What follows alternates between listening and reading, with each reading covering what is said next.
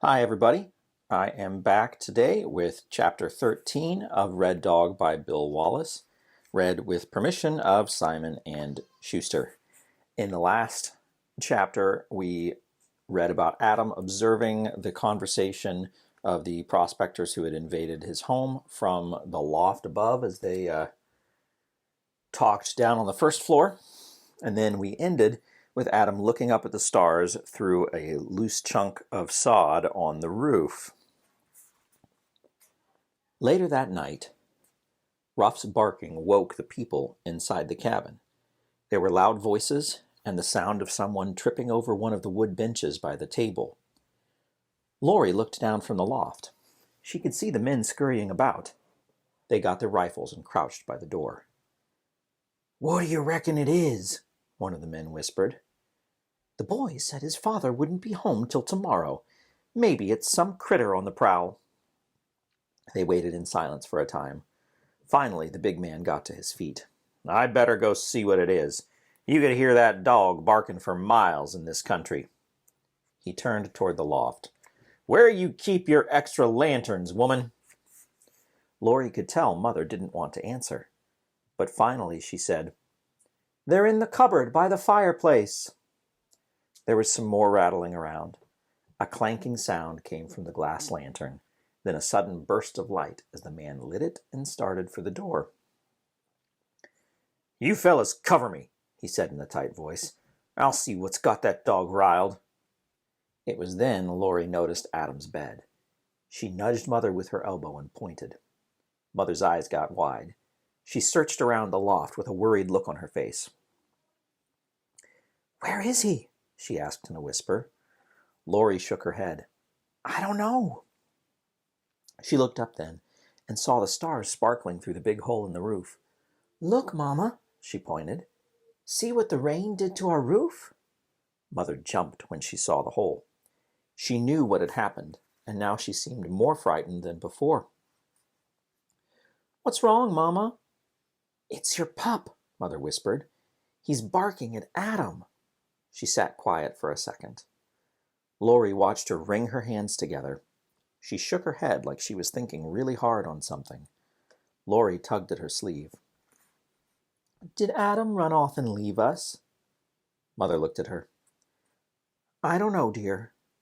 But if those men catch him, well," then she almost smiled. "Maybe we can keep them from finding him. Will you help, Mama?" Laurie nodded.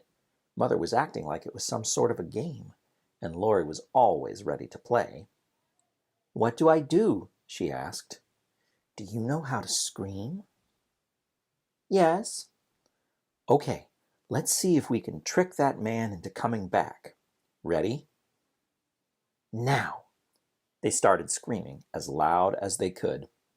In just a second or two, the men below were yelling at them, trying to figure out what was wrong. When Laurie saw the light of the lantern coming back toward the house, she nudged Mother and smiled. Their little trick had worked. An ugly head appeared at the top of the ladder. The big man aimed his rifle at Mother. "Shut up!" he roared. "What's wrong with you?" "A snake," she lied. We thought we saw a snake." The big man scowled. Laurie decided to help too. "It was a slimy black snake. It had big eyes and long, long teeth." The man glared at her. He searched the loft, frowning. Suddenly, the look on his face changed.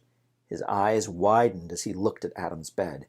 He climbed higher on the ladder and ground his teeth together when he saw that Mother and Laurie were the only ones in the loft. His eyes kept searching, trying to find him. "What was it?" the man with the whiny voice called from below. The man with the lantern made a grumbling sound. "Don't know," he growled. "That dog was about to tear himself apart, but I couldn't see nothing." Laurie could still hear Ruff barking outside. His voice made high, almost choking sounds as he lunged against the edge of the rope. But he kept it up. "Bring another light up here," the big man called down to them. Laurie could see the light rising on the far wall of the cabin. It flooded the loft when the man with the black, greasy beard stepped to the top of the ladder. She blinked. The light hurt her eyes. There was a clump of sod on the bed where Adam was supposed to be. The big man saw it, then looked up at the hole in the roof. He let out a long, ugly string of words. Laurie didn't know what they meant, but she knew that Adam had got in plenty of trouble once for using some of them. "Where is he?" the big man roared at them. Mother didn't answer. "When did he leave?" "I don't know," Mother said. "We were asleep." "Where did he go?" the man repeated. Mother only shrugged. "What is it?" a voice called from below the loft. The big man leaned over. "The boy, he's gone. Crawl down a hole in the roof." There was a silence. Then the man downstairs yelled, "Get down here, both of you!" Laurie eased to the edge of the loft. She and Mother watched the men. They fussed and argued with each other for a long time. The two who had been asleep kept cursing at the man with the ugly teeth and greasy beard, telling him how it was all his fault that Adam got away. He said some nasty words to them, only it didn't do him much good because they were still mad. "I reckon he got scared and made a run for it," the big man said. The one named Pete, the little man with the funny way of talking, shook his head. "No, if he had been trying to escape, he would have attempted to take his mother and sister with him. In my estimation, he has gone to warn his father." "What do we do?" one of them wondered. "Someone will have to go retrieve him, gentlemen." "We can't track him in the dark. Hard telling how long he's been gone." Pete shook his head. "We have little choice, gentlemen." Laurie almost laughed, hearing him call those two dirty scoundrels gentlemen. "If we do not find the boy," he went on, "our entire plan could be foiled. If he warns his father, they could get assistance, thus making our plans futile. You'll have to find him and bring him back before his father arrives." "But how?" Pete stood silent a long time. Tracking was almost impossible, especially at night. Laurie had heard Sam talk about how hard it was to track game on the rocks around these mountains, and that was during the daytime. She smiled to herself. If it was hard for Sam to do, these men couldn't do it at all. Sam knew a whole bunch about tracking.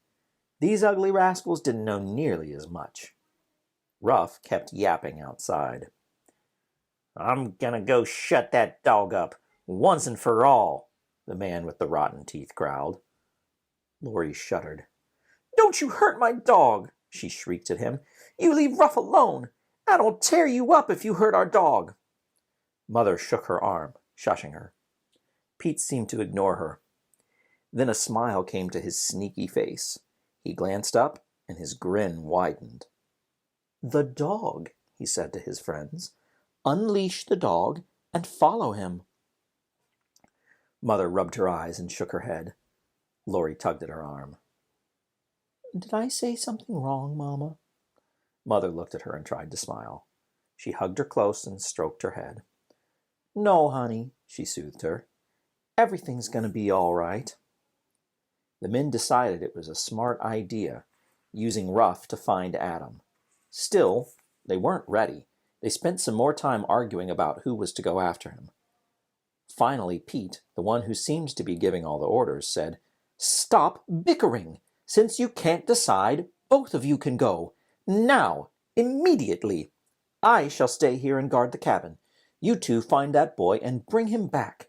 This very instant." They scurried out like a couple of whipped dogs dragging their tails behind them. In a few moments, Laurie heard Ruff growling. Then he let out a long, high-pitched cry. He was moving away at a fast run through the still mountain darkness. Mother shifted uneasily. "I hope Adam was right about that dog," she moaned.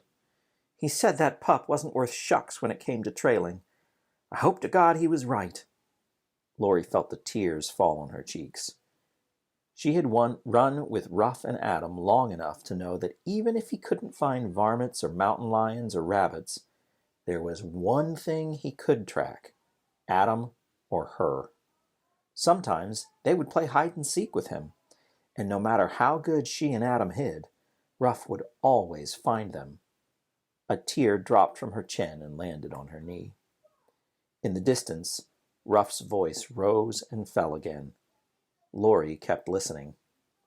He was running full cry on Adam's trail.